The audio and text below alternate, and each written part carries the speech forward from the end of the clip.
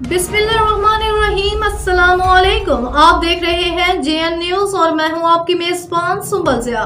Bulletin का बाकायदा आगाज करते हैं और शामिल करते हैं अब तक की अहम तरीन खबरें।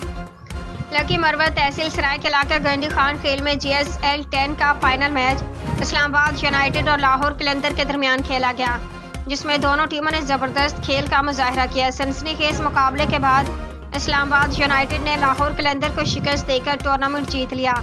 मैच के दौरान कमेंट स्टाफ UC गंडी की जानिब से लाउड स्पीकर के जरिए तमाम शायकीन क्रिकेट और गंडी की आवाम से अपील की कि वह 23 सितंबर से शुरू होने वाले इंसदाद पोलियो मुहिम में भरपूर हिस्सा लें और अपने बच्चों को पोलियो के कतरे जरूर पिलवाएं।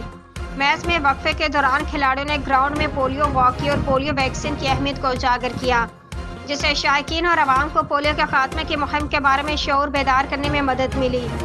इस मौके पर पोलियो से मुतासरा जनाब हलीम खान को खसूसी तौर पर मदऊ किया गया था। उन्होंने तमाशाइयों से खिताब करते अपनी ज़िंदगी के तजुर्बात का जिक्र किया और कहा कि मेरा भी क्रिकेट खेलने का बहुत दिल करता है, लेकिन बचपन में पोलियो के शिकार होने की वजह से मैं क्रिकेट नहीं खेल सका। इसीलिए मैं तमाम वालिदैन से अपील करता हूँ कि अपने बच्चों को पैदाइश से लेकर 5 साल की उम्र तक पोलियो का कतरे ज़रूर पिलवाएं, ताकि वो हमेशा के माजूरी से महफूज रह सके और माशरा सेहतमंद हो।